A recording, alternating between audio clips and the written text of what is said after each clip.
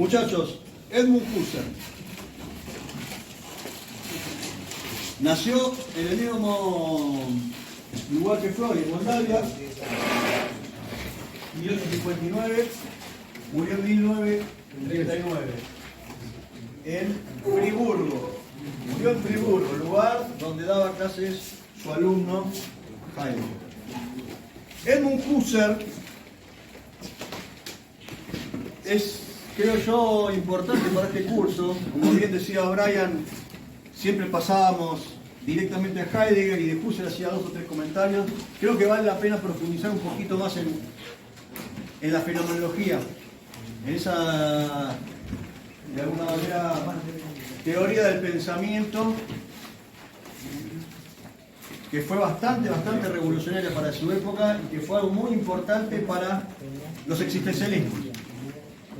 Mucho de lo que dice Husserl lo vamos a volver a ver cambiado, modificado, pero lo vamos a volver a ver en Heidegger, su alumno, y en Jean-Paul Sartre.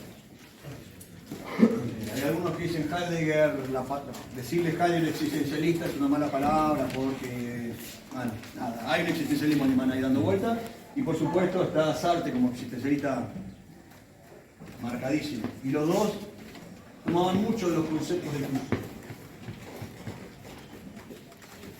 Antes de entrar a Husserl tenemos que ver el contexto donde se desarrolla el pensamiento de Husserl.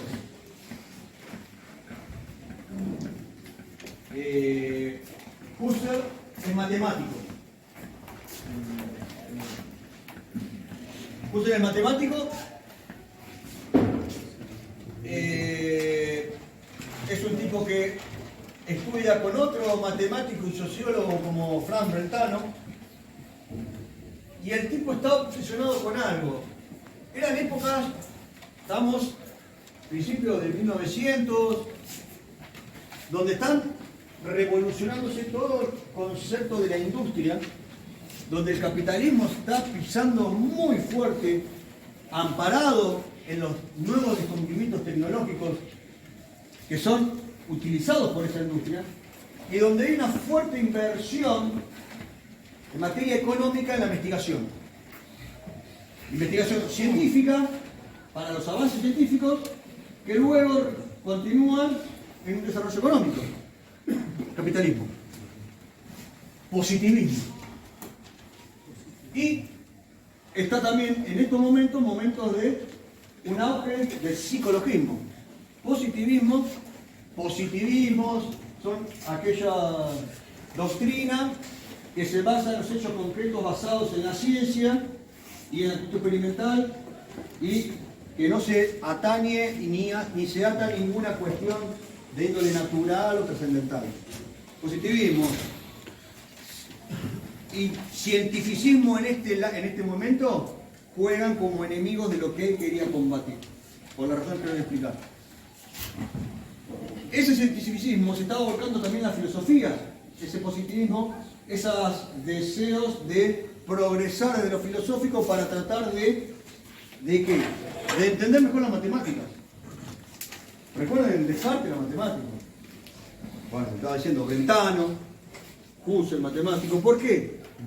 Porque los descubrimientos, vamos a Inglaterra, que es donde más estaba trabajando todo esto, y en Estados Unidos, los descubrimientos matemáticos en pos de obtener un resultado mejor en la productividad, daban algunos resultados físicos y matemáticos que en Inglaterra era una cosa, en Estados Unidos era otra, en Escocia era otra, y empezó a haber una especie de escepticismo con relación a la matemática.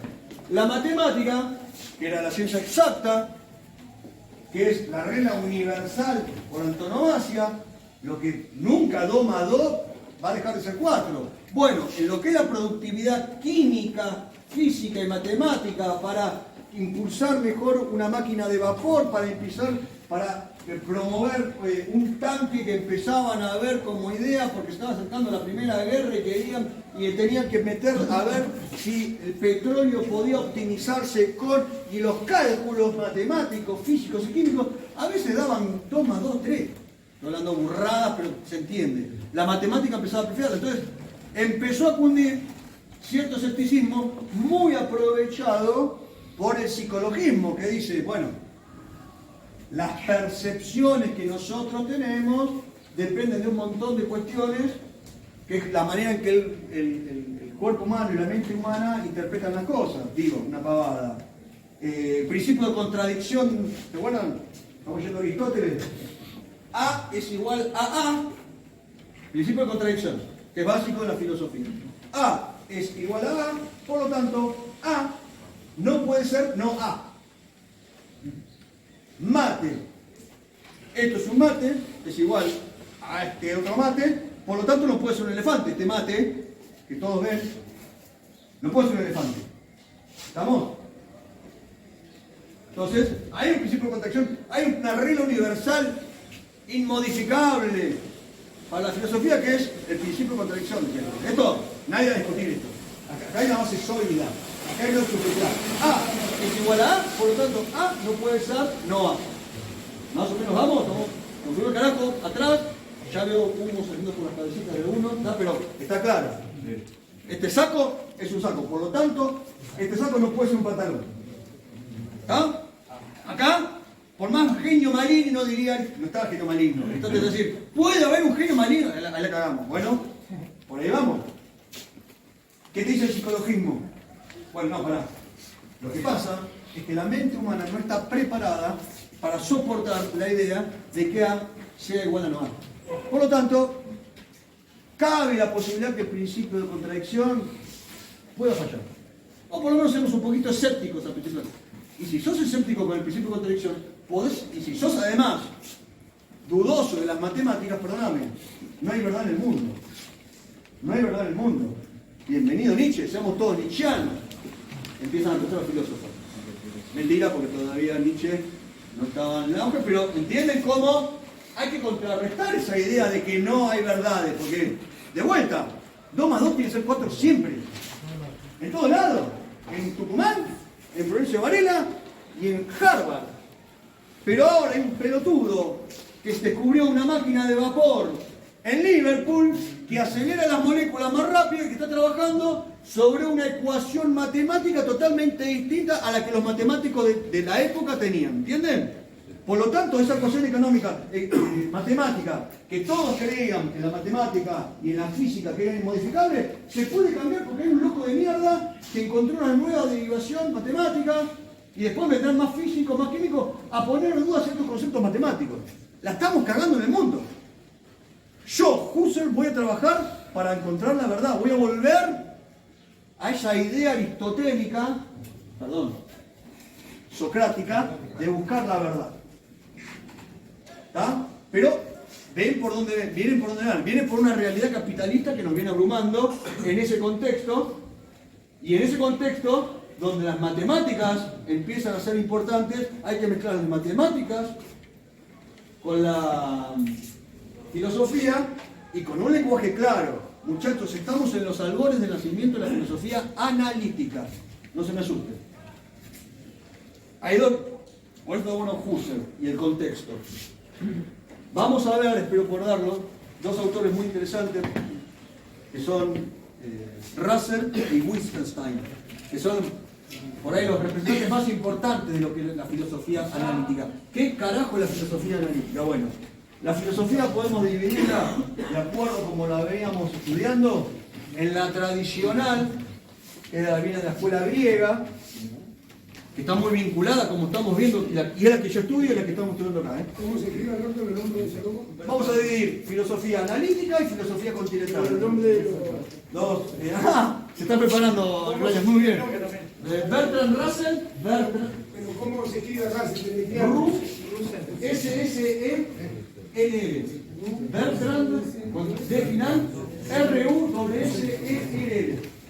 ¿El otro? Y el otro, que más jodido. Wittgenstein. W-I-G-G-E-N Stein. Si la evoqué, se lo genio, puede haber dicho cualquiera. Pero más o menos. Wittgenstein. Nada. El Tractatus 686. páginas. Lo lees y te querés pegar cuatro corchazos. Yo lo leí. Ahora un momento. Sí. Para entrar con contexto, ¿no? O sea, estaba la física y la matemática fusionadas, pero apareció otro y inventó una nueva rama para complicar eso. No. Ahí voy. Estamos con la escuela griega. La escuela griega es la que toma la conocida la continental. Trabajamos mucho conceptos humanistas y vinculados a la cultura, ¿no? Lo estamos viendo. Toda la relación del individuo en la cultura, en su concepción de individuo, de ser humano, ¿está? Bien. Las verdades, los conceptos ideales del ser humano, y en las culturas que se fue desarrollando. Y lo que viene es otra cosa, eso se podría hacer desde la matemática también. Lo tenemos a Descartes, lo tenemos a Spinoza, lo tenemos al propio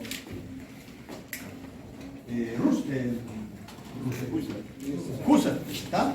Se puede trabajar en la matemática, y de hecho en el siglo XVII se trabajaba la filosofía desde la matemática, y Sócrates era un genial matemático, Aristóteles, Platón eran geniales matemáticos, y había, pero la primacía era lo humanista, lo cultural, ¿está? Lo que hace la analítica se vuelca más a la claridad del lenguaje. Trabaja.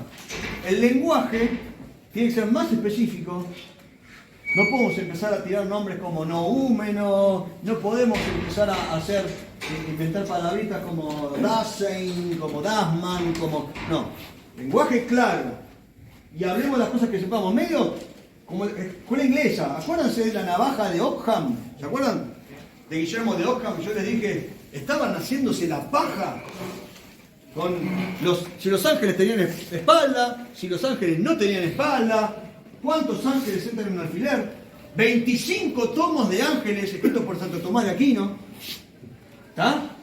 Y veo que no hablemos más de paja, esta cuestión abstracta.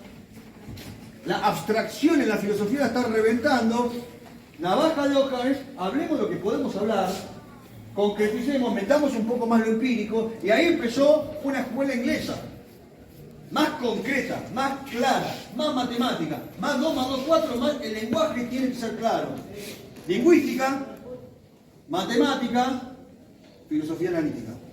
Pasa que en el medio entre la exactitud de la matemática se mete el ser humano, la imperfección de la psicología humana. Bueno, y ahí viene la filosofía, porque nada, Bertrand Russell fue yo de Russell tengo mucho más escrito, mucho más leído sus análisis políticos.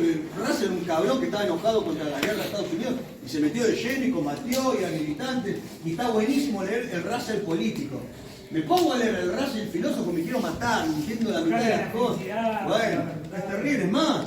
Fue maestro de Wittgenstein, lo avaló, lo apoyó, lo llevó a la escuela, y Wittgenstein saca el Tractatus, el prólogo lo hace Russell, y viene Wittgenstein y escribe y dice, no entendí un carajo.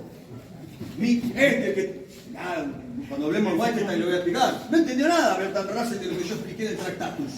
Nada que ver de lo que yo digo. Con relación al lenguaje, la claridad del lenguaje, de lo que tenemos que hablar. No solo de eso hizo Wittgenstein. Le estoy hablando de Wittgenstein, es el filósofo más importante del siglo XX para los ingleses, el mejor. O sea, para la filosofía continental es Heidegger, para la analítica es Wittgenstein. ¿Quién? 15 años después se pelea con la academia, se va, construye una casa para la hermana, se muda a los Alpes, pim, pam, pum, vuelve y dice todo lo que escribís al revés. Y se vuelve a escribir sobre los conceptos del lenguaje, pero bueno, ya vamos a llegar a la conclusión. Pero se entiende, mucho trabajado el lenguaje, muchos conceptos matemáticos y claridad de conceptos. No divaguemos con lo que hacemos acá. A mí me gusta la continental. A mí me gustan los Nietzsche, me gustan los Kant, me gustan a mí, los Aristóteles. Además, me dicen 2 más 2 y ahí dame la calculadora. Soy eso. No, entre el 1 y el 2 hay un montón de números. Sí, no, y además, este es analítico y este, nada. Si sale de una universidad inglesa, va a tener una formación analítica más importante, pero puede ser un genial humanista, ¿no? De hecho, Bertrand Russell es un humanista de la puta madre, es un reconocido humanista, ganó un premio Nobel por eso. Tomemos, estoy citando conceptos para que nos entendamos, pero no hay nada radical, no hay nada extremo, no he estado tan extremo en la filosofía. ¿Estamos? Bien. estamos en los albores de la analítica porque estamos trabajando una filosofía que tiene que encontrar desde un nacimiento matemático, llegar y volcarlo en un lenguaje filosófico para que, si tenemos que llegar a la verdad, tenemos que estudiar cómo pensamos. Y ese cómo pensamos tiene que tener la certeza de verdades absolutas, como el positivismo con el cientificismo, como la ciencia. Pero ¿qué dicen? La ciencia no alcanza. Yo utilizo, ¿cómo? La asimilación tiene sentido. Buscando la verdad, pero tiene un método. También, bueno, sí, se asimilación, es perfecto, porque tiene la mayórica, muy bien. Lo que pasa es que él también toma parte de la ciencia, no es que dice todo lo que es la ciencia es malo, no, dice el método científico solamente puede ser defendido, digo, ¿esto es ciencia? ¿Quién dice si es ciencia o no ciencia? La ciencia. Si cumplís el método científico, ¿entendés? Por eso el psicoanálisis no es ciencia, sino pseudociencia. No es una ley universal, no se aplica el método científico, no se aplican tantos casos de error, ensayo. Todo esto, lo que es la ciencia, es lo único que puede justificar la ciencia. Entonces, hay una especie de solipsismo donde la ciencia se explica a sí misma y a mí no me convence. Yo quiero la verdad en serio, no la verdad que por ahí, como estamos viendo ahora con la física, con la química, con los avances tecnológicos, capaz que la verdad matemática universal cambia. Entonces yo quiero algo mejor que la ciencia, que llegue a verdades objetivas, a verdades, pero que las supere. Pará, flaco, ¿querés revolucionar el pensamiento? Sí. Pará, ¿querés encontrar de alguna manera la esencia del mundo neuménico? Sí. Pero cambia la realidad de las matemáticas, o es que al involucrar la matemática con la física y la química, en las ecuaciones entran, en las ecuaciones empiezan a ser de componentes diferentes. Una cosa es cambiar la realidad de la matemática, cosa que por lo poco que escuché no creo. Otra cosa es cuando vos en la ecuación empezás a calcular con componentes diferentes. Bien. Que es lo que hace la química. Bueno. Entonces ahí no hay un cálculo matemático que 2 más 2 no es 4, no. O sea, 2 más 2 no es 4 si mezclo, un ejemplo, 2 cosas de azúcar con 2 harinas. Ahora si mezclo 2 de azúcar y 2 de harina, sí es pero no mezclas una mala percepción. Bueno, pero el tema es porque en la ecuación empezás a poner componentes que no son lo mismo. Pero ahí está el tema. Es como cuando decís, ¿qué es más pesado? ¿Un kilo de algodón o un kilo de fierro?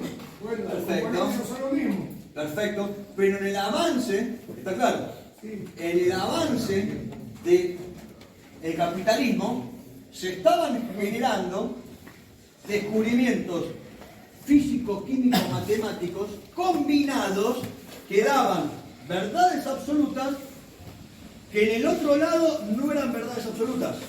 Entonces vos te decís, ahí está el problema. Algunos quieren decir algo matemático, pero lo que decimos, no, pará. Están mezclando harina con poroto. La matemática está bien, pero no. Salió un prusiano diciendo, no. Mezclé harina con porotos, pero lo mezclé de acuerdo a la regla matemática del principio pitagórico. Entonces el problema es que hay falencias en tomar el principio pitagórico como algo universal. No, pará, no, lo contra Pitágoras y el principio de Pitágoras fue inamovible en matemáticas. Y ahí empezaban, pará. Hay dudas entre genios matemáticos, químicos y físicos. Y el resultado está claro, porque uno hace en ese momento está avanzando mucho lo que es el ferrocarril, lo que es los combustibles y lo que es el armamento. Estamos en la víspera de la Primera Guerra Mundial. Y había una feroz carrera armamentística, tecnológica, que implicaba mucho trabajo de físicos, químicos y matemáticos matándose entre sí, poniendo dudas verdades que hasta ayer no lo eran. Entonces, estamos en el debate que acabas de dar vos. Pará, ¿el problema es la matemática o que cuando mezclas matemática con química la estamos cagando? Bueno, pará, y ahí viene el debate. Entonces, ¿qué quería? ¿Verdad absoluta? No entremos en esta. Porque vamos a tener una matemática perfecta, con una verdad perfecta matemática, una química perfecta y una física perfecta. Y no hay manera de errar. Y yo voy a trabajar en eso, dice Husserl. ¿Entendés? Es la aspiración de Husserl, ¿eh? Después saqué conclusiones hasta dónde llegó o no llegó. ¿Estamos? Hasta ahí venís en el contexto, ¿lo entienden? Hasta por ahí. ¿Venimos más o menos? Bien, nos tenemos que pelear contra el psicologismo, que nada. Ya dije, el psicologismo no le da bola al predicado. Yo corro una carrera. Yo sujeto, corro verbo, una carrera predicado. Bueno, yo corro lo puedo entender, dice el psicologismo. La carrera no nos importa tanto porque no sabemos si percibimos la carrera como tal, si creemos que es una carrera. El psicologismo es medio escéptico en eso.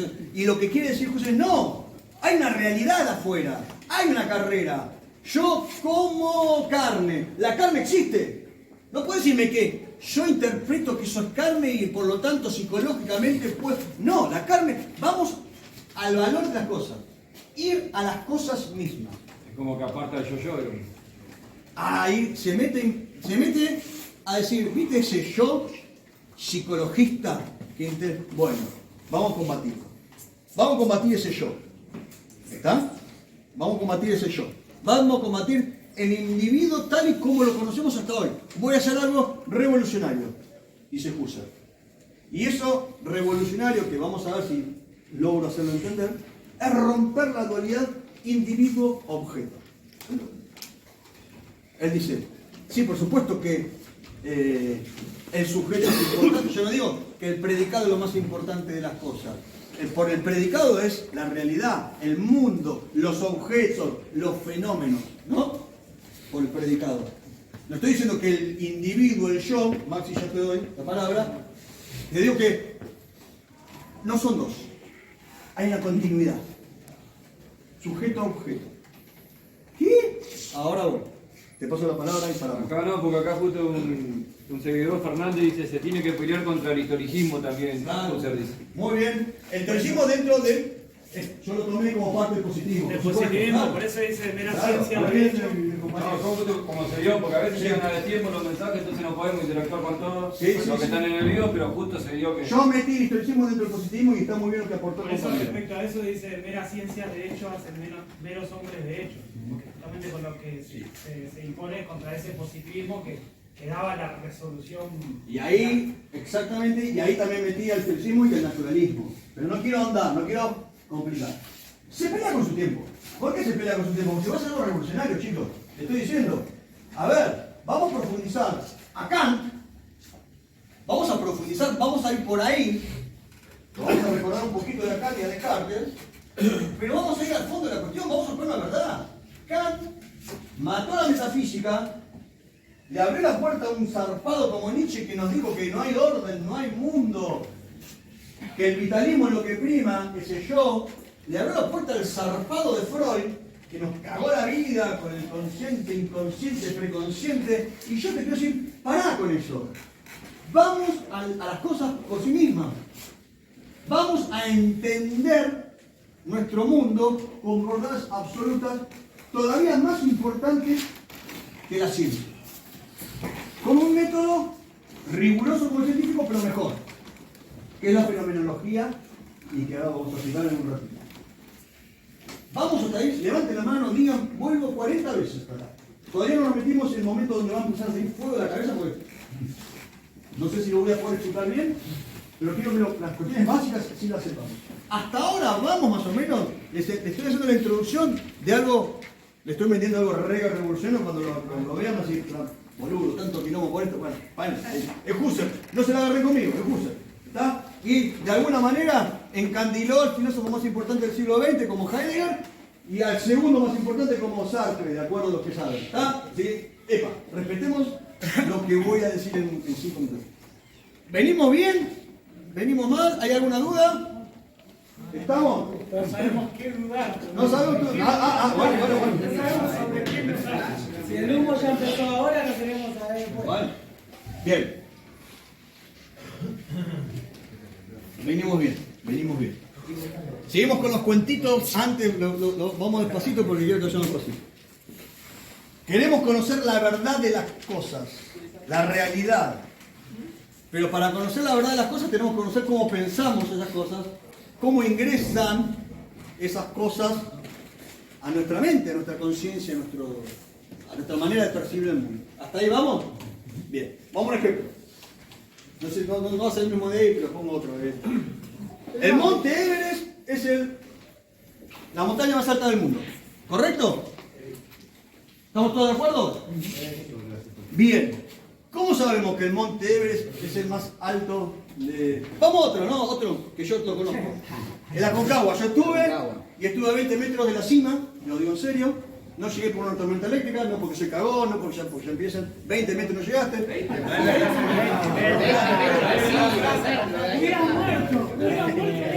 metros. Aclaro. Claro, dale. Aclaro, 20 metros son 40 minutos. Todavía no hay verdad absoluta. Pará, déjame explicar que no soy un cagón. No hay de la verdad montaña. absoluta, no hay verdad absoluta. Cada paso en la montaña son 1 minuto para recuperar el oxígeno porque por la altura que no podés dar. Bien. Dice, eso, ¿cómo? El oxígeno también. Claro, está reducido, tenés que fabricar un montón de glóbulos rojos para captar oxígeno, que hay muy poco. Entonces, jaquecas, vómitos, todo eso que viví, pasé. Pero a eso, si le sumás una tormenta eléctrica cuando está lleno de fierro, la única que queda es separarse, porque si cae un fierro te mata a vos y mata a 20, entonces tenés que separarte y rajar. Me pasó eso. Por eso no llegué. Vamos a la Aconcagua, que lo conozco bien. El Aconcagua es el monte más alto, la montaña más alta de América. ¿Estamos todos de acuerdo? Bien. Una pregunta. Yo no fui. Podía agarrar, o sea, que podría como perder tu vida. ¿Y en dónde se encuentra? No. Le puedo contar que gracias a la O vida. sea, después todo, o sea, la vida, la muerte como siempre. El contacto con la muerte en la montaña es único e invalorable.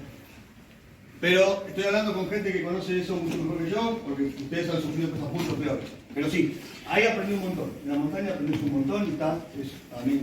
¿Cuál es la pregunta? Pero no, porque nos estamos yendo de excusas. Vamos a ir. Tenemos el objeto. Hay un objeto real, el Aconcagua. El 90%, no, el 95% que estamos no lo vieron al Aconcagua. Yo lo vi, yo estuve. Ustedes dicen y afirman que es el más alto de América. ¿Por qué? Porque están haciendo una acción natural.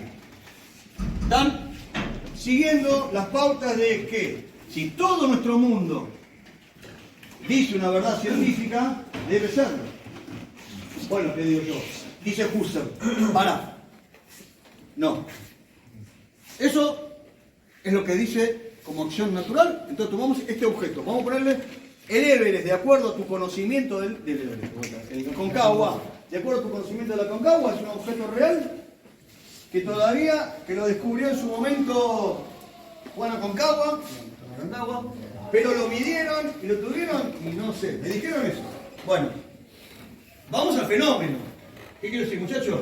Loco, acá, para mí, hay que decir que no es el más alto. No, pará, entonces va uno a la biblioteca y empieza a leer, a investigar, se mete en Google, empieza a ver y empieza a bajar tablas de mediciones, años de mediciones, y viene con la certeza. No, mirá que los chilenos dicen que tiene un monte que es más alto. Bien, hubo una disputa hace 8 años, bien, se resolvió. ¿Cómo? Un método científico, vino científico de todos lados, lo hicieron y ganamos por 100 metros. Bien, listo. El Aconcagua sigue siendo. Acá hay un fenómeno, porque ya lo tenemos estudiado, analizado, y te traigo a Juan Aconcagua, que fue el descubridor, viene acá y nos da una clase. Ya pasamos de un objeto real, de la acción natural, de lo que queremos, a algo un poquito más conocido. El fenómeno. ¿Se entiende? Ahora, no pasó eso porque no lo hicimos, pero lo podemos hacer. Suspendamos todo, vamos a la biblioteca, investiguemos las próximas 3 horas sobre el Aconcagua. Va, investigan, está en todo trabajo. Bien, ahora ya el Aconcagua no es un objeto real. Un objeto más entre el mundo y los objetos. Es un fenómeno. Hay un cierto conocimiento, pero no hay un conocimiento pleno, real y concreto. Yo te puedo seguir diciendo, vean que estoy siguiendo un método cartesiano, por en duda. No hay un conocimiento certero, ¿no? No hay un conocimiento certero, te digo. ¿Y cómo hay? ¿Y cómo hago? Tomar contacto con ese fenómeno. Exactamente, vos estuviste ahí tomando contacto visual, vos sabés. Ahí está, pero no significa, de ahí yo también, ahí me están diciendo, el único que puede saberlo sos vos porque estuviste, lo tocaste, lo caminaste, estuve 21 días ahí, 2 intentos de cumbre, uno fallido y el segundo me agarró la tormenta hasta que estoy diciendo, lo vi, lo palpé, ahora lo medí. Bueno, acá por eso. Ahí tiene, ¿Lo medí? ahí tiene- ¿Lo comparé con el chileno? Ahí tiene que haber una conjugación de la experiencia real y un método científico que nos lleve a comprobarlo. ¿Saben lo que está pasando a ustedes, diría Husserl? Se están quedando en la acción natural del cientificismo. Me están pidiendo que sea más empírico. O sea, yo digo, tengo un objeto real, ahora pasamos a fenómeno. Y Husserl te dice, tenemos que pasar al fenómeno puro. ¿Y qué es el fenómeno puro? Es como logro entender la esencia de ese fenómeno, conociendo cómo ingresa en mi conciencia y cómo puedo saber realmente que la Aconcagua es lo que es, cómo es y de qué manera, sabiendo la esencia de lo que es. Y no es solamente yendo y tocándolo y viéndolo. Es analizando cómo ingresa el fenómeno a mi conciencia. La cagué, ¿eh? Pero ¿se acuerdan de Kant? ¿Se acuerdan de Kant que tenemos un objeto y un fenómeno? Que es el cómo ese objeto lo percibimos de acuerdo a esos filtros que tenía la mente para interpretar y darle sentido a ese fenómeno. El sujeto le da sentido al objeto. ¿Se acuerdan de Kant en eso? Bueno, en esto es kantiano. Lo que él va a tomar como esencia del fenómeno Aconcagua es un objeto más, un objeto mejor estudiado, fenómeno, y ese fenómeno vamos a la esencia del fenómeno, al fenómeno puro. ¿Cómo ingresa en mi conciencia?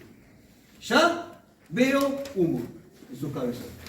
Ahí agarra acá. Ahí agarra Kant. Pero es una cuestión de sentido y nada más. Ahí agarramos acá. ¿Estamos? Empezamos con, ¿vieron cómo Descartes te va diciendo, hagan de cuenta que es un genio maligno? Che, la Aconcagua, no, hay un genio maligno que dice que la Aconcagua no se pasa nada. Bueno, entonces voy y me junto con el que descubrió la Aconcagua, me trae las matemáticas, me trae todos los resultados, me trae Alberto Sarlo que estuvo, me da cuenta, pero Alberto Sarlo también es parte de lo científico, se quedó corto. Yo voy más lejos que el científico. El científico se queda en el fenómeno. En ese sentido, entre comillas, yo sería un poco más conocedor de la Aconcagua que ustedes porque lo vi, lo palpé, pero no lo medí. No lo estudié en profundidad. Entonces, trabajar. Bueno, ¿y con eso qué quieres hacer? ¿Quieres decirme? No. Viene este chabón y me está diciendo, tengo que entender cómo ese fenómeno estudiado y conocido de acuerdo a las reglas científicas es percibido por mi conciencia. Por conciencia, conciencia intencional, voy a hablar más tarde, conciencia intencional, pero por conciencia vayan tomando una idea de cómo entra en mi mente Los juicios analíticos. los juicios analíticos kantianos. Hasta ahí más o menos vamos, estamos metiendo a Kant. Por eso estabas diciendo el lenguaje que tiene que ser más claro. Alberto, vean cómo, esto es con lo que se pelean la filosofía analítica. Me metí la palabra conciencia, conciencia intencional, sacándole la función conocida de intencionalidad, sacando la conciencia, la meté junta, después viene Heidegger y me mete el Dasein, que es un neologismo, me inventa palabras, o sea, estoy metiendo palabras que en algún lugar significa otra cosa y acá significa algo distinto. Pero hasta ahora se va entendiendo. Yo quiero conocer realmente un objeto. Bueno, tienes que seguir determinados pasos para que el objeto sea los fenómenos y después fenómeno puro. Y ese fenómeno puro es conocer la esencia del fenómeno por un proceso de intuiciones y un proceso de reducciones que voy a hacer dentro de mi mente y mi realidad. Hasta ahí está poco claro, pero hasta ahí llegamos, bueno, avanzar lo que decís, flaco, porque hasta ahí te sigo, pero estás abriendo la puerta a un quilombo. La duda Pero filosófica ya está. hasta ahí me siguen, ¿no? ¿El plan cuál es? Sí, Pablo. Ahora, yo te pregunto a vos, Alberto. ¿Qué? Mediante tu experiencia ahí, ¿no? Vos pudiste calcular más o menos. Ni en pedo. A través de tu cálculo, de que cada 1 minuto haces 1 metro, a través de tu conciencia. ¿Se puede por un método científico que venga con un ingeniero y haber hecho lo que hice, midiendo con computadoras todo, sí, perfecto, pero no hubiese conocido la esencia de la Concagua. Porque no hubiese sabido cómo la Concagua, como fenómeno puro, lo puedo yo conocer universalmente. La estoy complicando, pero estoy diciendo, hay un plus de conocimiento de la Concagua que con la ciencia no me alcanza. Con la vivencia tampoco. Ni las vivencias, hay una palabra, vivencias. No nos adelantemos. No son vivencias de vivir vida. Ahora te voy a explicar la palabra vivencia. Hasta ahí vamos. Tenemos objeto real, fenómeno, fenómeno puro. Es el real conocimiento de la cosa. Para Husserl, la forma de conocer la esencia en las personas, ¿es universal o cada...? Pará, porque todavía no entré a lo que es esencia, conocer. Déjame que vaya a ampliar un poquito. Haceme la pregunta dentro de 5 minutos, ¿vale? El método fantástico, último modelo, método que revoluciona las mentes, es la fenomenología. Fenomenología. ¿Está? A partir de acá se llama una nueva rama de la filosofía que se vincula a lo que es la hermenéutica filosófica también, ¿no? El modo de interpretar cómo pensábamos. Todo es gnosiología, podría ser, o sea, forma o epistemología, cómo estudiar el conocimiento, cómo nos llega, cómo conocemos las cosas. ¿Estamos? La fenomenología lo que busca, chicos, lo que le puse el punto es la descripción de las esencias de los fenómenos del mundo de la vida. Por mundo de la vida, él describe la realidad. Por fenómenos son esos objetos que conocemos más en profundidad por el método científico, por un montón de avances que nos hacen conocer esos fenómenos. ¿Hasta ahí vamos? Tenemos que conocer... Sí, pero decime qué es esencia, Alberto. Bueno, pará, ahí está el piloto. Es la descripción en la profundidad de cómo es el objeto de manera universal. ¿Está? Por lo tanto, no es una cuestión que vas a conocer en forma material. Estamos con Kant. Por lo tanto, va a ser una intuición ideal. Es un proceso de la mente. Sí, y allá te paso la palabra, pero entiendan esto. No es que vamos a ir subiendo la Concagua con la medición y eso es lo que me importa. No, a vos lo que te interesa saber son... Puse el ejemplo de la Concagua, pero a vos te interesa algo más. A vos te interesa saber lo que es el valor, lo que es la valentía, lo que es el amor, los conceptos ideales. Y eso es donde apunta Husserl, porque él quiere dar satisfacción a la certeza de la matemática, boludo. Si da certeza total y absoluta a la matemática en todos lados, lo va a hacer como esas ideas, ¿entendés? También con el amor, con la valentía. Entonces, lo que en su momento, ¿dónde está el mundo de las ideas? ¿Dónde están las ideas? Según Platón, bueno, no está en el mundo sensible, está en el mundo de las ideas.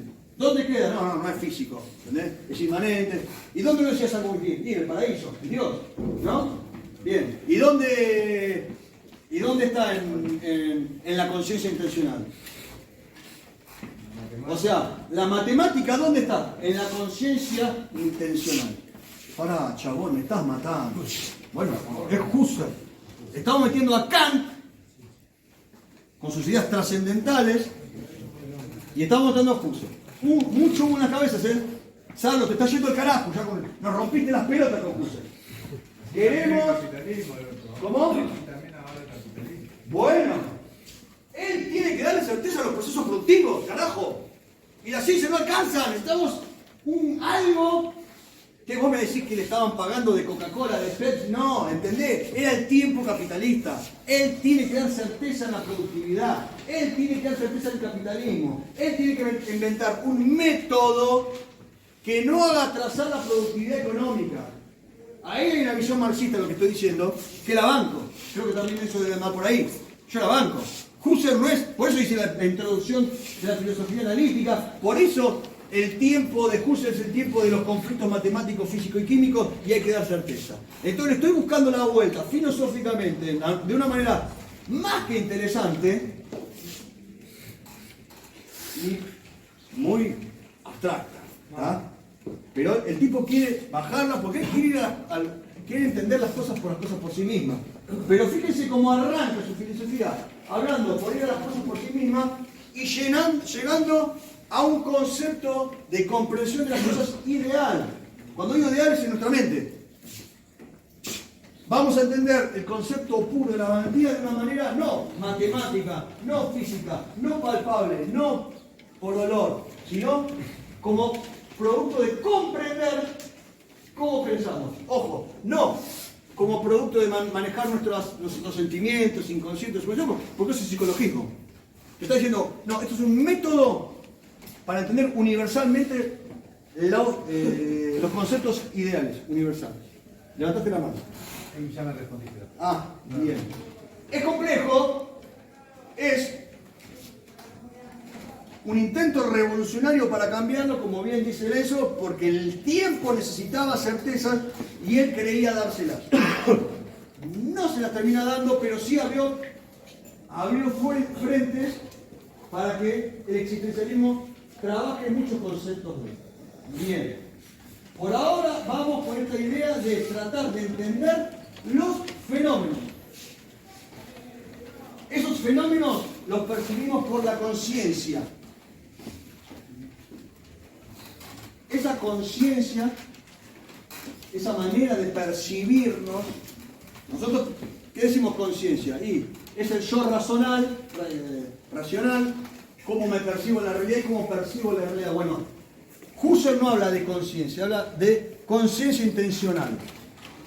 Husserl dice que todo el tiempo tu conciencia, ese individuo, ese yo, no existe como tal. Y acá viene algo ya que empieza a gustarme. Vos no sos vos.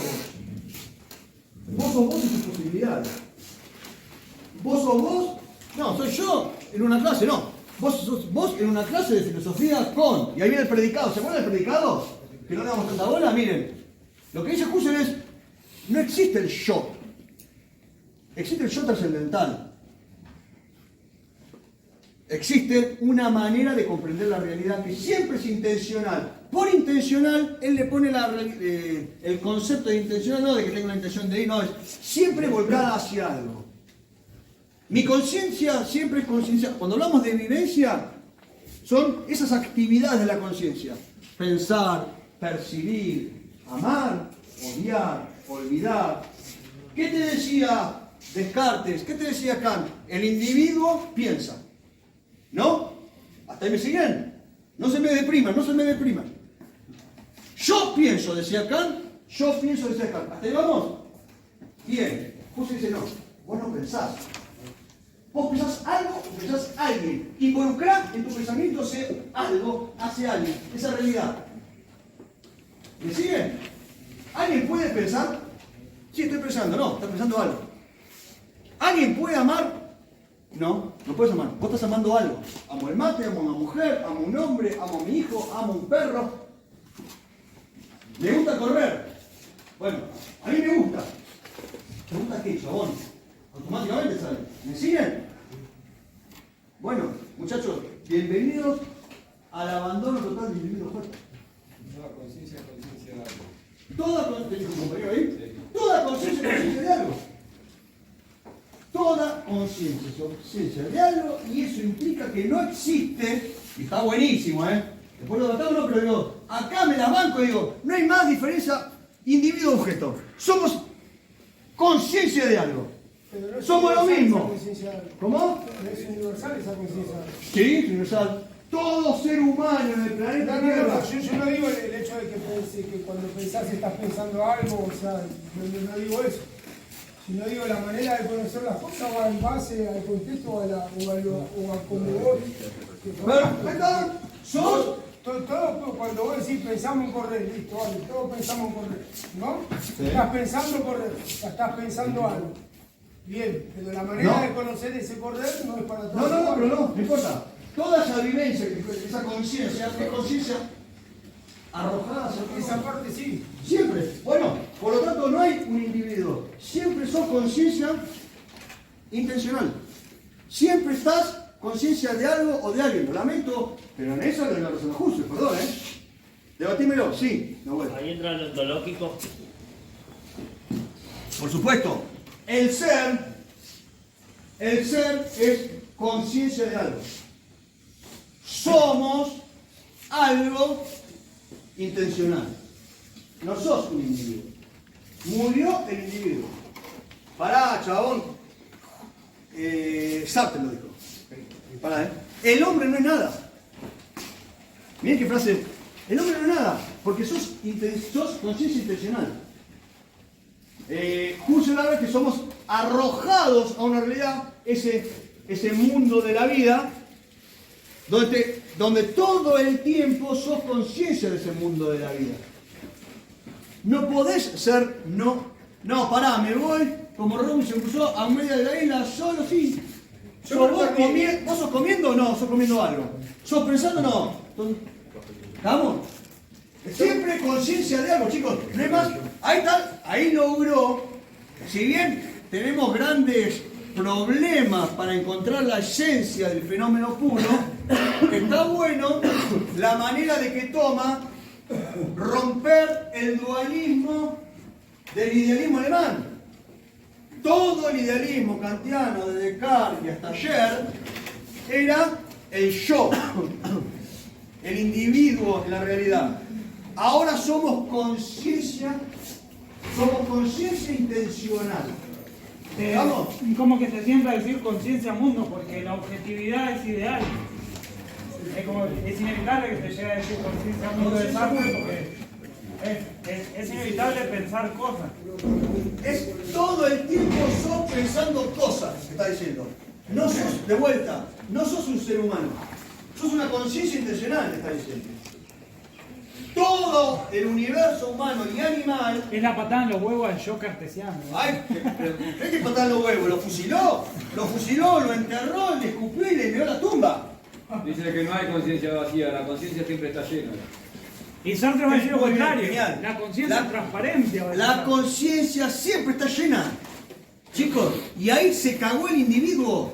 Como muy bien dicen en los compañeros, y como dice Nico, loco, acaban de matar. Y Sartre habla de conciencia mundo. Sartre dice que el hombre es nada, boludo. La conciencia es esa nada en el centro del vacío del oro. Algo así. Imagínate a la filosofía cuando le decís esto. Imagínate a los neoplatónicos que son seguidores de la iglesia.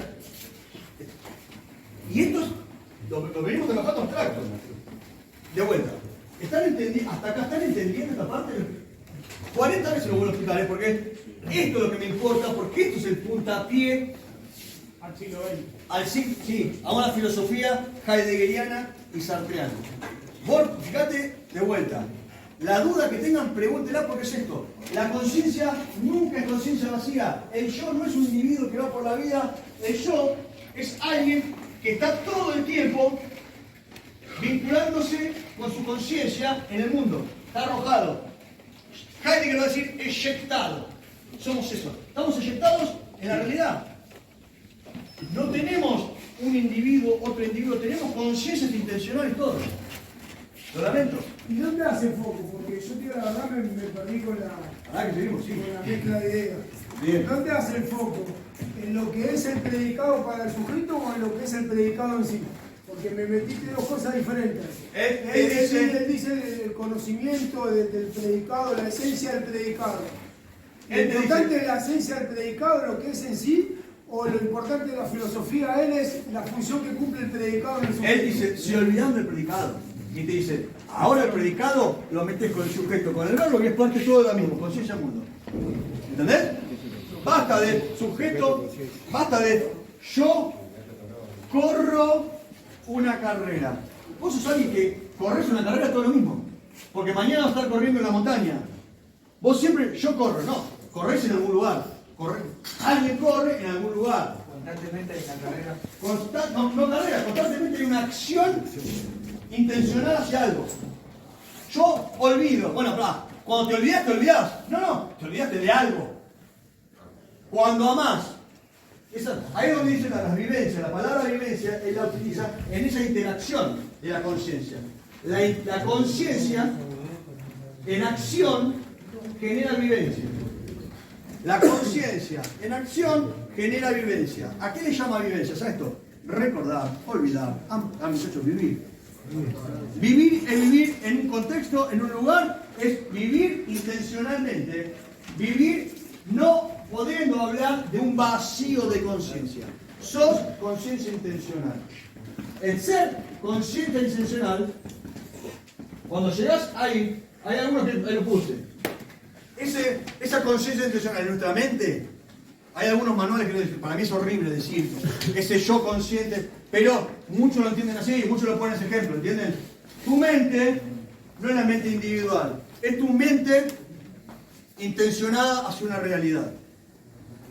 ¿La vamos entendiendo? No, o sí. Más o menos vamos.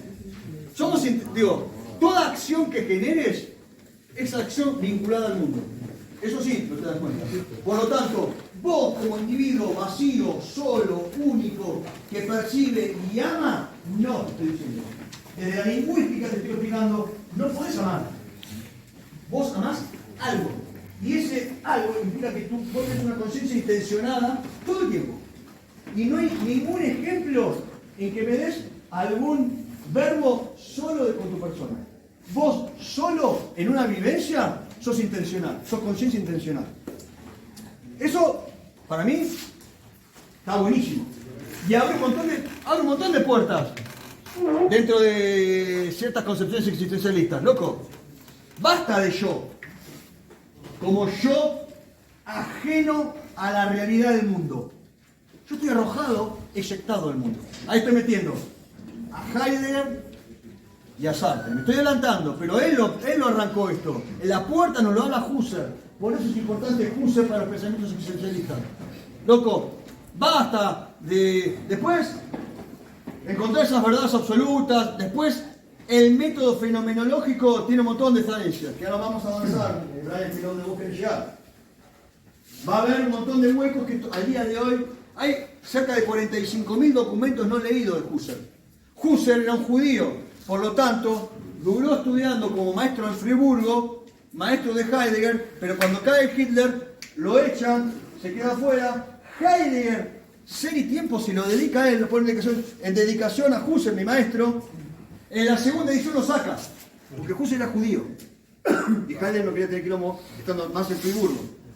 A Husserl, por ser judío, ¿qué hizo? Siguió escribiendo solo. Escribía, guardó, y a último momento pudo esconder sus archivos, y ya les digo, hay una biblioteca de Husserl de cerca de 45.000 documentos no leídos. ¿Está? Es un tipo que todavía al día de hoy se lo sigue estudiando, a Husserl. ¿Está? Murió en Friburgo, en Alemania nazi, sin poder ir a las bibliotecas, y murió justo antes de ser deportado. Al poco tiempo lo iban a deportar. Estaba por judío. Bueno, porque si era judío, estaba en Primera Guerra Mundial. Exacto, ya estábamos en el momento que ya habían empezado a deportar. Y él era muy probable que hubiese sido deportado. Esperen que cierro, Pablo, que me levantó la mano, cierro con el método fenomenológico que tiene sus complicaciones y seguimos avanzando con las preguntas. ¿Está? Tenemos que describir las esencias de los fenómenos del mundo de la vida. Esos fenómenos, siempre el fenómeno se da a la conciencia. ¿Está? Esa conciencia siempre es intencional, siempre es vinculada hacia alguien en ese mundo. ¿Está? Y para conocer al objeto tenemos que utilizar un método, que es la epoge o epoché.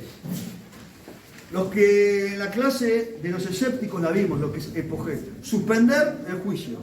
Suspender la doxa, le decían los griegos escépticos. Lo que digan todos sobre lo que es la verdad, a mí no me importa. A mí me importa suspender todas esas opiniones, focalizarme sobre lo que yo quiero y separarme de ese mundo. De alguna manera, el concepto epoché va ahí. Suspensión de juicio. Olvídate del... Tratá de abstraerte del mundo y focalizate sobre el objeto que vas a estudiar. ¿Hasta ahí vamos? La apogé de Husserl, o epoché de Husserl empieza por ahí. Vamos a tratar de llegar de un objeto real a un fenómeno y a un fenómeno puro, como hicimos con la Concagua, ¿lo vieron? Bueno, esa es la idea. ¿Es fácil el método? ¿Es infalible? No. Es un quilombo y tiene un montón de personas que lo critican. Él lo divide a esa epogé en 3 etapas. A ver, hay 3 facetas, él no dice que son etapas. El proceso fenomenológico de la Poché es una, única, en la reducción del objeto a un fenómeno puro. Por eso le dice también reducción.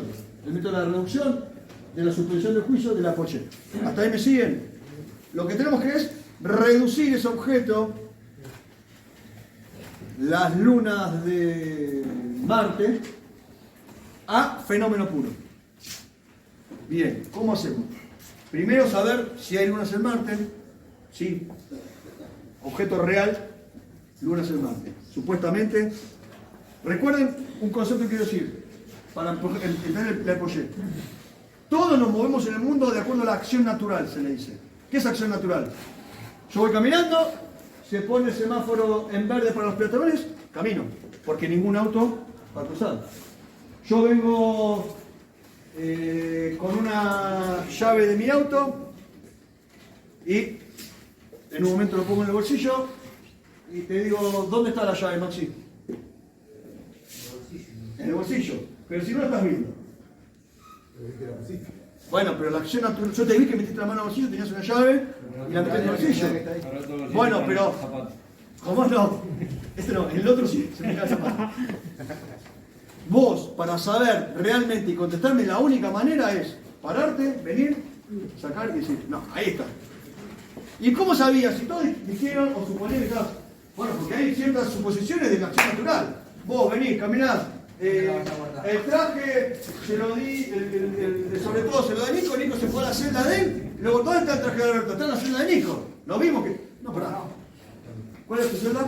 La 12. La 11, bueno, recién voy a tener conocimiento real del fenómeno, por lo menos con el método científico empírico, visual, yendo a la celda. ¿Se entiende? Ahí yo me estoy yendo un poquito a la acción natural. La acción natural dice, ¿dónde está de vuelta? ¿Dónde está el celular de Alberto? ¿Dónde está mi amiga? Dijo esperando la Carlos.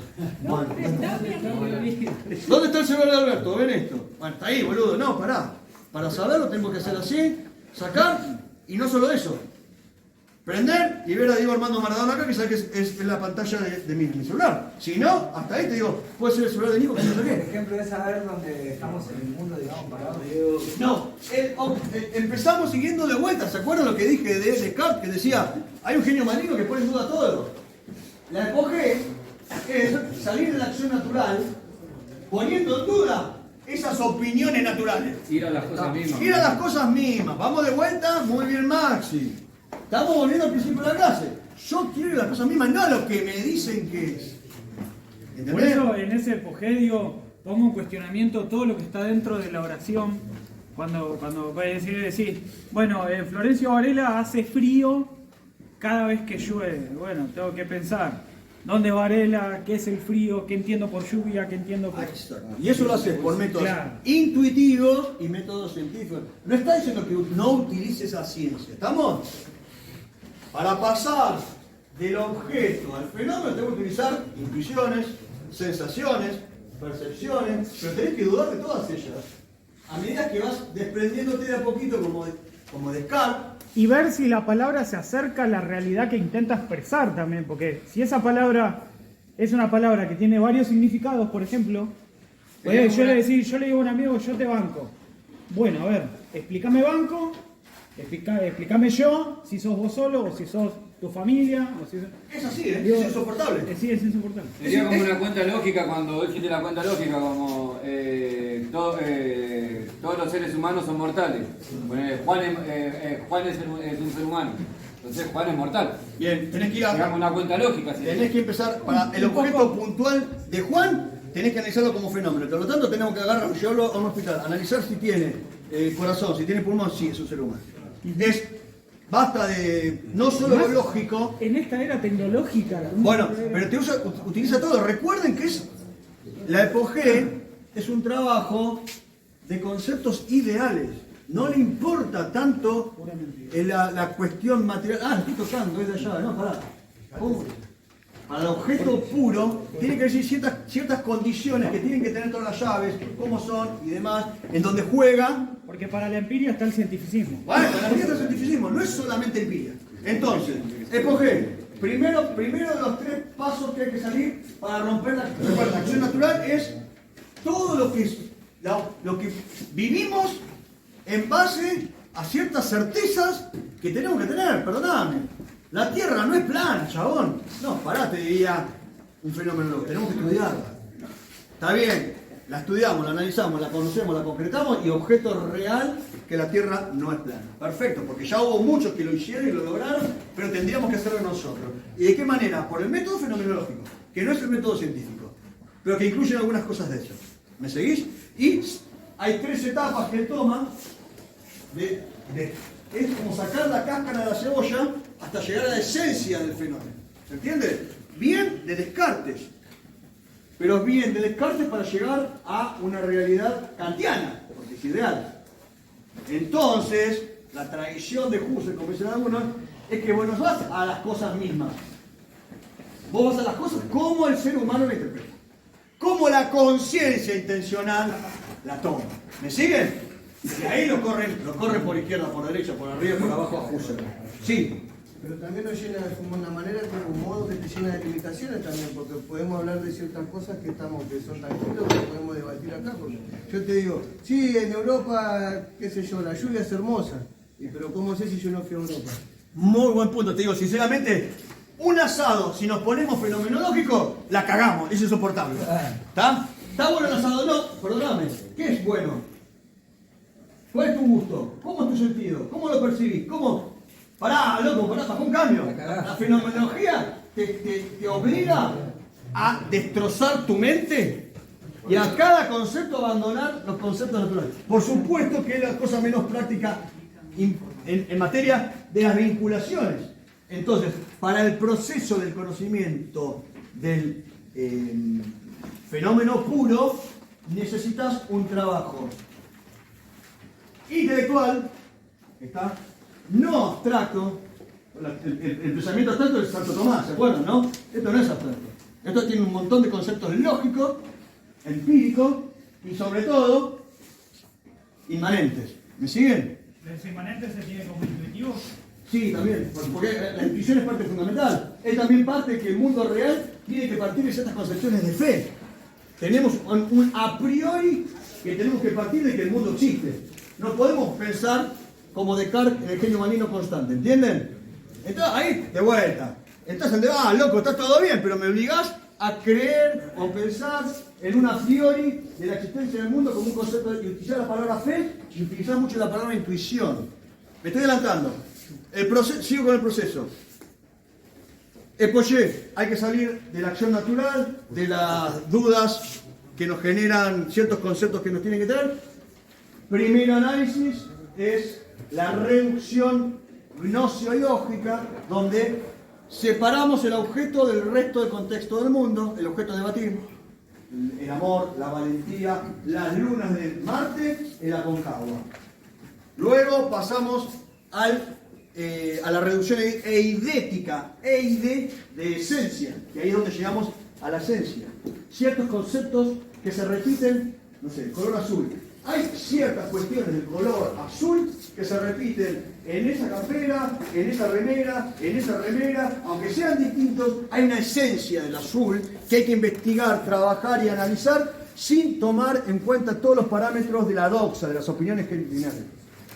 Alberto, ya me estás rompiendo las pelotas, porque ahí la esencia me estás inventando. Alberto, ahí es cuando hablas de las esencias atemporales. Exacto. Eso es lo que te quería preguntar. Claro. No había entendido. El azul tiene que ser definido de acuerdo a ciertos conceptos de que las tonalidades del azul son universales, son todo lo mismo, y no importa el siglo IV, no importa mañana, no importa hace 20 años el azul, siempre tuvo esas tonalidades toda la historia. Perdón, es así, te dice Husserl.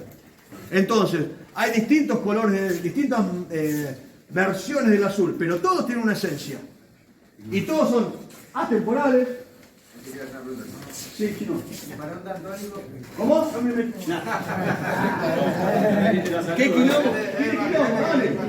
Ahí está, Mauro Viale, ¿viste? Metiendo quilombo. No voy a entrar, chicos. Un daltónico no es parte de la academia. Ya tengo que enemigo. No, claro, no metes el mundo de la fe como cuestión esencial, porque justo se te cae la risa. Acá no hay trascendencia del conocimiento impuesto por un ajeno. Acá hay un yo trascendente, porque están el yo intencional, que es el ego trascendental, que es lo que algunos dicen la mente. Todos tenemos ese concepto de mente. Tenemos que entender cómo vemos los objetos con esa mente. De alguna manera llegar a eso. ¿Entienden? Entonces, toda la esencia, dije el color azul. Sí. No, digo, ¿cómo llegamos? Con una mente, pero con una mente, como decías, recién estábamos discutiendo eso con Gamusa, y él dice, bueno, pero es la discusión de lo subjetivo contra objetivo. Y no, porque esa mente que percibe también tiene una información preconcebida. Por eso la idea del epogé tiene eso, de también de sacarse un poco lo que creemos que sabemos sobre un objeto. Sí. Siempre te la voy a confundir un poquito más y cerrar las últimas dos frases para que me puteen en todos los colores azules atemporales. También hay subjetividad y objetividad para conocer y vincularse con el mundo. El psicologismo, dice, confunde el sujeto con el objeto. O sea, confunde lo que pienso de cómo pienso. Más o menos lo mismo para el psicologismo. Husserl dice no. Te dice, hay una noesis que es el dato subjetivo, es cómo pienso, cómo amo, cómo percibo en la conciencia. ¿Estamos? Y hay una noema, que es lo amado, lo percibido, lo querido, es algo objetivo. ¿Está? Ahora bien, vuelvo a Nico, sí, está bien, pero no eso para distinguir y entender cómo nuestra conciencia maneja y percibe en esa conciencia intencional al fenómeno.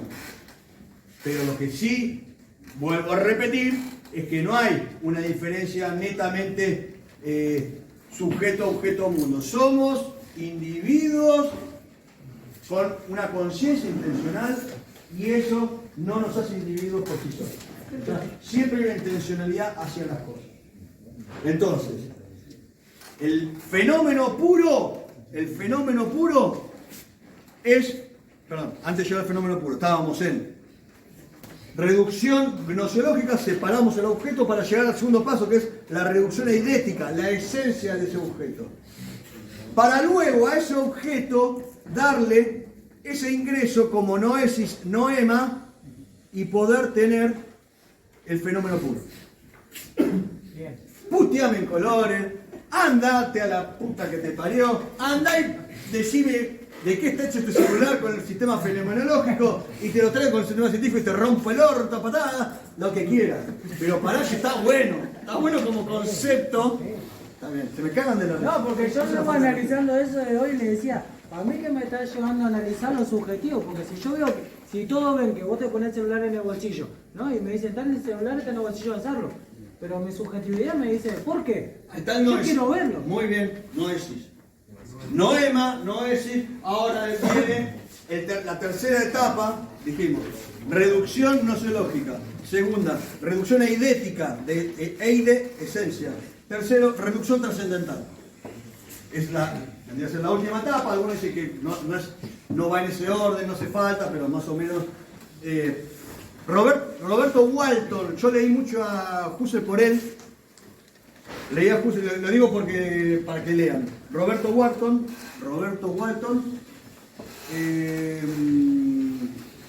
Meditaciones cartesianas, es medio complicado. Y el artículo de la enciclopedia británica, escrito por Husserl y por Heidegger. Esas son mis fuentes. Cada una más compleja que la otra. Yo recomiendo a Roberto Walton, miren qué caradura que soy. Les digo, leí a Husserl y le estoy recomendando a Roberto Walton que explica a Husserl. Pero bueno, yo creo que hay que entrarle por Roberto Walton. No estamos, los veo, no estamos enamorados de Husserl, está claro. Es un tipo complicado. No le están creyendo mucho a la reducción eidética, a la reducción trascendental y a la reducción, que es los pasos de la fenomenología. Pero, digo, desde mi concepción me interesa muchísimo es la idea del yo puro, que es la conciencia intencional, que somos conciencia intencional. Esa idea de que el hombre es nada, porque somos intencionalidad, por lo tanto somos posibilidades. Nosotros somos en tanto posibilidades en el mundo. Y ahí la banco muerte. Y ahí me sale el existencialista de adentro, que lo tengo ahí, que lo estoy tapando. ¿Qué crees que te diga? Somos posibilidades, te está diciendo esto de alguna manera.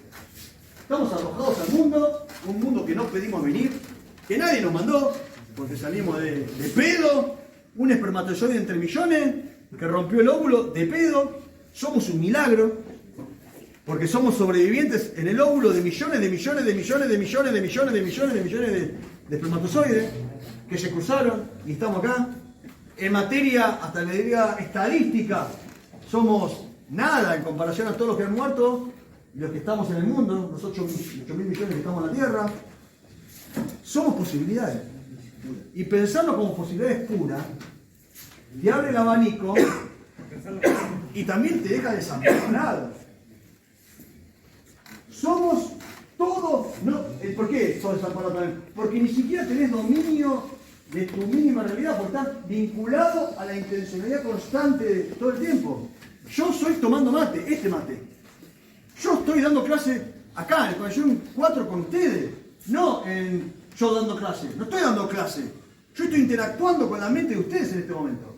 En este momento no hay individuo, muchachos, lo lamento. Esto, yo la rebanco. Hay un gran problema, y quiero cerrar con esto, que trajo muchos problemas a Heidegger sobre todo y a él. Un montón.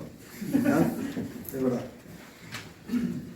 Si yo no soy yo individuo y soy una conciencia intencional, el otro es parte de mi conciencia. Entonces, no te reconozco como un otro distinto. Te meto en mi conciencia intencional y te desotro. ¿Se entiende? No te estoy respetando como con tus diferencias, tus pensamientos, porque yo en este momento que estoy interactuando con vos, yo te percibo de acuerdo a mi conciencia intencional. ¿Me entienden? Él, para mí, no es alguien independiente, por lo que acabo de decir, síganme el razonamiento, digo, no sos individuo, sos conciencia intencional. Si sos conciencia intencional, vos no sos alguien individual, distinto y ajeno, que no sería mucho problema si somos hermanos, porque más o menos nos junamos, vivimos, respiramos y tenemos conciencias intencionales bastante similares. Pero un distinto, un diferente, un otro, y a un diferente, a un distinto, a un otro lo podemos pisar como una cucaracha. A un diferente, a un otro lo podemos mandar a un centro de tortura para que esté en una cárcel para rehabilitarse, comiendo comida podrida, agua podrida, con luz 3 días sin luz, o sea, sin agua, porque yo te hice parte de mí. Por lo tanto, lo que yo entiendo de vos es lo que yo creo de vos.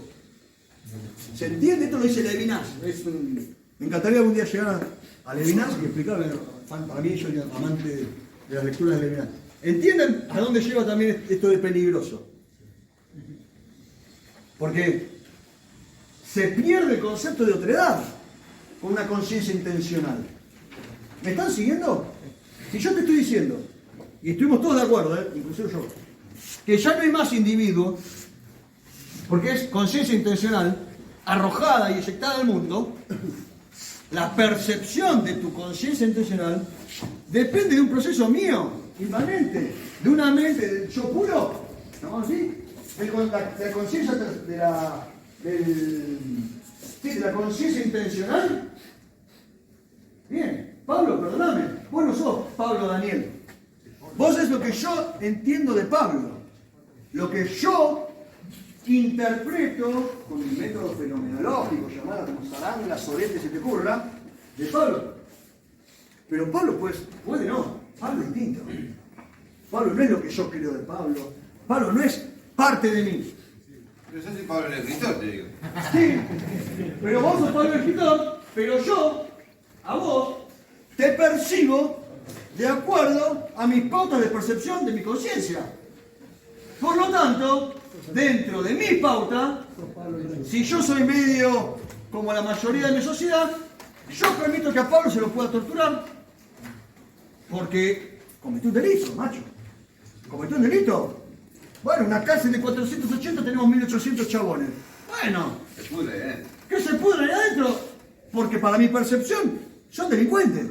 El delincuente es la cárcel. Está bien, pero la cárcel está torturando. Bueno, pero es un otro que yo lo percibo como alguien peligroso. Vos sos un otro peligroso. Si vos estás acá, algo lo has hecho. Te dice Levinas, loco, lo estás desotrando. Lo estás metiendo a la percepción del otro. Y oh casualidad, ese otro poderoso es el que domina la llave de la celda. ¿Se dan cuenta? ¿Se dan cuenta por qué es interesante analizar a Husserl? Y que no es solamente pajería, pajería y pajeriota. A mí me interesa esa parte.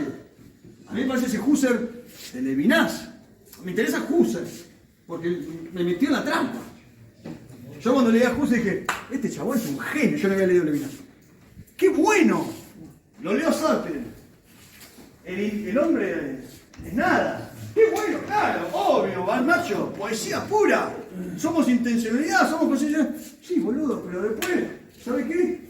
Hay un gobernante y hay unas leyes. Y esas leyes dicen que el Código Penal dice.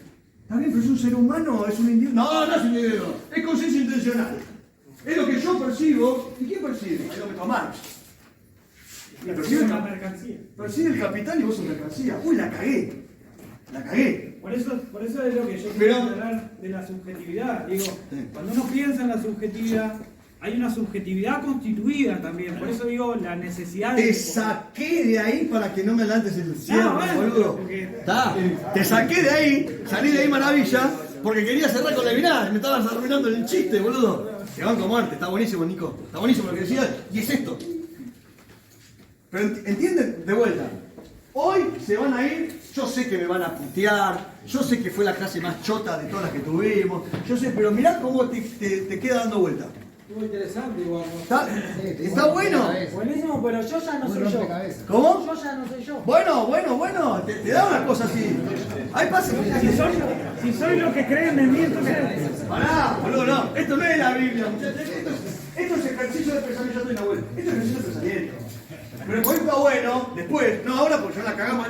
En nuestras otras clases que duraban 24 semanas, metíamos a al chino le entraba como le entraba, pero le reentraba. Con el catolicismo, ¿sabe qué? ¿A cuál de los dos? Perdón.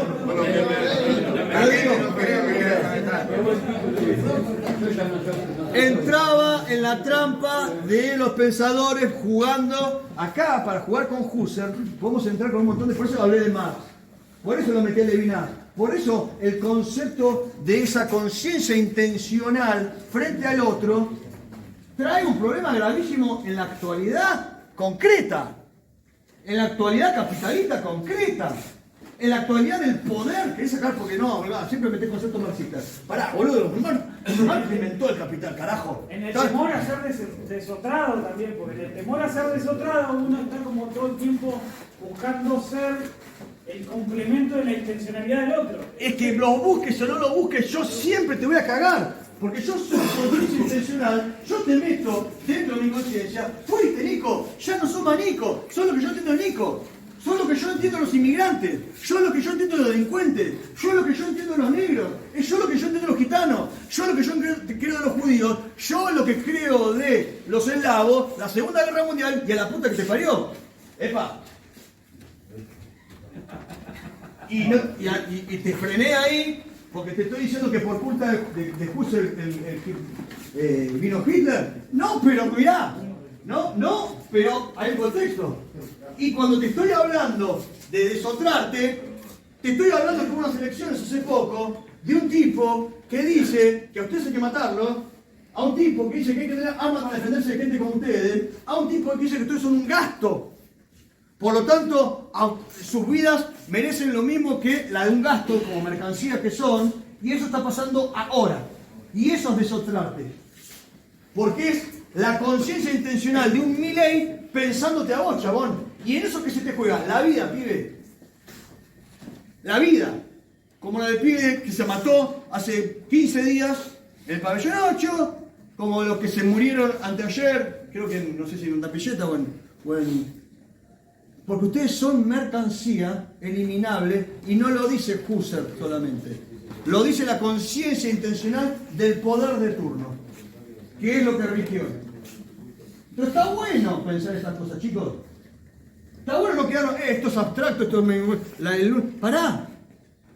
Pensá tu tiempo, que te ayuden a pensar esto. A mí no importa dónde nació, cómo murió Husserl, la fenomenología.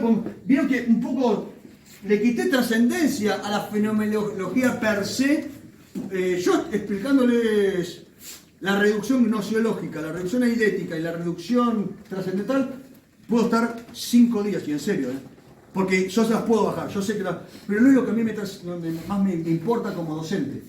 Me importa cerrar un círculo de pensamiento muy interesante, que fue revolucionario, que pudo haber traído, o tiene, o trae herramientas muy interesantes para el pensamiento, y herramientas concretas para la destrucción del otro. Y es interesantísimo. Y está bueno. Y por eso digo, el que quiera leerlo, tiene que tener lecturas de Kant antes, tiene que tener lecturas de Descartes, pero Roberto Wharton, lo recomiendo, es lo que yo leí. Meditaciones cartesianas está bueno, más complejo, y el artículo en la Enciclopedia Británica también es complejo, pero los invito a la lectura. Acuérdense que mis clases son invitaciones a la lectura. Espero cumplir la semana que viene y empezar con Heidegger y no volverles a mentir, y nos vemos la semana que viene. Alberto, pará. Sí. Y ya que está, compartan todo. Porque dice que Alberto acá nos está adoctrinando. Entonces vos desde tu lugar ahí, decirle de qué se trata tu adoctrinamiento. ¿No? Cuando alguien dice que yo, por lo que digo, es adoctrinar, es una opinión y está tan respetable como otra. Yo trato herramientas del pensamiento. En la charla han visto y han escuchado cómo alababa y hablaba fantástico de Husserl y cómo terminé vinculándolo a pensamientos, porque quiero que juegue todo eso. Entonces, trato de no adoctrinar. Ahora, no hay nadie más adoctrinador ni nadie más bajador de línea de que dice yo no bajo línea. Es muy probable que yo esté bajando línea. Y ahí te invito a doctorearme. Ahí te invito a argumentarme, y ahí lo que estoy diciendo, lean, y es como digo, duden de mi palabra, lean, argumenten, hagan musculatura para subirse al ring. Para subirse al ring a boxear hay que entrenar, hay que hacer abdominales, hay que hacer piernas, y luego subir al round, al ring, a pelear. Yo subo sin entrenar. ¿Está? Si subís sin entrenar, alguno te va a romper la cabeza en algún momento, pero podés ganar. Podés decir, adoctrinás, listo, argumentá, y podremos intercambiar ideas. Vos cuando catalogás a alguien como adoctrinador, lo estás desotrando. Entonces la persona que me dijo que soy un adoctrinador, me desotró, me metió en su conciencia y me puso el título de bajador de línea, adoctrinador. Bien, estás cayendo en ciertos prejuicios, ¿está? O tenés la iluminación sagrada y sos la persona idea en el mundo para decir, este es blanco, este es negro, este doctrina y este no doctrina. Yo acá les di herramientas de pensamiento. Husserl tiene muchas herramientas de pensamiento y los invito a la lectura, no a mi curso. Mi curso es una invitación a la lectura, siempre lo digo. No es diciendo, acá está Husserl, no. Date cuenta que yo no puedo bajar Husserl en 1 hora y media. ¿Cuánto estuve hoy? Más o menos. Casi 2 horas. Casi 2 horas, muchísimo para Husserl, Pero Alberto, Pero, sí, eso. lo que pasa es que se trata de lo que estamos hablando, ¿no? La gente ve esto, claro, pero vos dando la clase y nosotros acá escuchándote.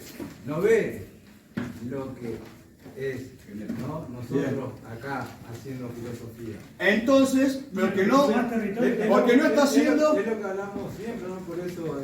A ver el día a día, digamos, el proceso, digamos. No el proceso, lo que nosotros hacemos, un espacio filosófico, cuando no están las cámaras.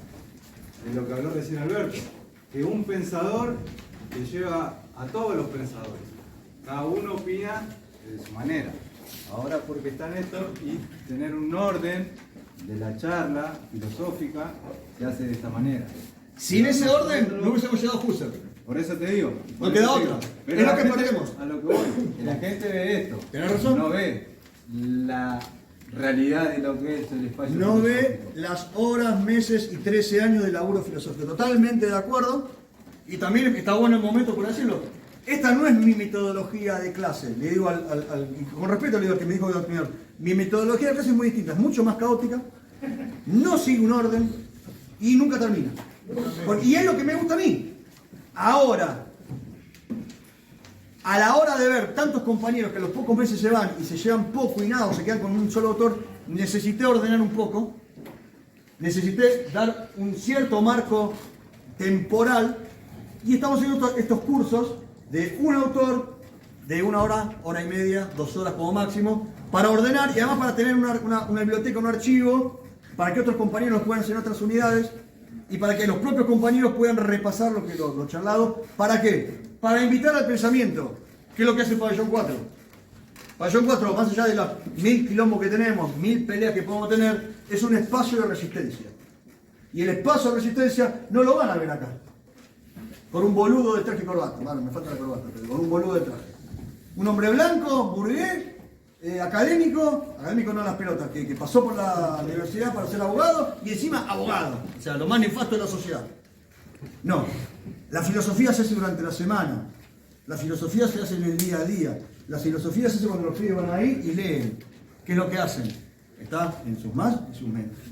Pero para ordenar, sí, tuvimos que perder ciertos espacios de volar, insisto, ciertas limitaciones, como la de China. Bueno, involucrar y meter el catolicismo acá, involucrar y meter el marxismo, a mí me encanta. Y terminaba hablando, como me ha pasado 1000 veces, empezaba hablando de Sócrates y terminaba hablando de los vikingos, ¿se acuerdan? O de la historia de los griegos, o de la guerra médica, que es lo que a mí me encanta la historia, me encanta los libros, o de Pierre Bourdieu, sociología, que me encanta. Mezclaba todo, hacía un cóctel. Bueno, ¿cuánto tardaba Sócrates? Y 1 año y medio. ¿Entendés? O más. Bueno, eso es lo que a mí me gusta. Creo que a eso también. Pero no podemos ordenarnos con mi método caótico fenomenológico. Entonces, Pabellón 4 es otra cosa. Pabellón 4, para que sepa, es resistencia. El Pabellón 4 es denuncia de la tortura. El Pabellón 4 es en contra de nuestro tiempo. Y el Pabellón 4 es estar solos frente a toda la sociedad y a todas las instituciones que nos pisan la cabeza. Y a los primeros que le pisan la cabeza son los pibecitos que están acá, comiendo comida de mierda, agua de mierda, rogando para que tengan visitas y pasándola para el culo. Bueno, esos derechos vulnerados los vulnera una institución. Y esa institución tiene el aval de una sociedad que desotra y permite la tortura del otro, del distinto, del marrón, del chorro, del negro, del nadie. Eso es adoctrinar. Soy un adoctrinador y me despido.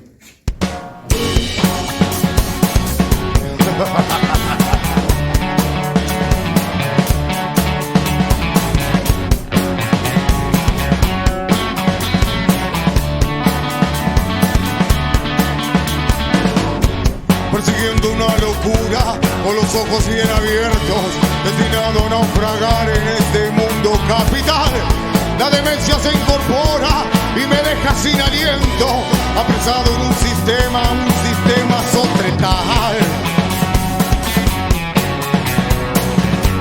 Enfilados como vacas que viajan al matadero, solo recuerdos vacíos donde empiezan a rondar. Miles de cabezas huecas que pelean por un sueño inventado, por un sueño irracional. Nada me puede despertar en este sueño irreal. Nada me puede reinstalar en este mundo irreal. Mi neurona reaccionando, there will survive. Mi neurona reactivando, there will survive. Un gigante que te aliena, el que no te da herramientas, el que lucra con la bota, el llamado Leviatán. Alejado de afectos, en un baño de concreto, detrás de los hierros muertos nos encierra en la espiral. Nada me puede despertar en este sueño irreal.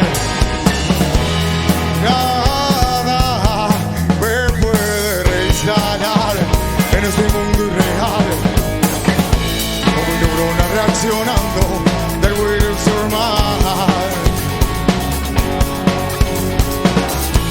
Con mi neurona reactivando del Will Survive.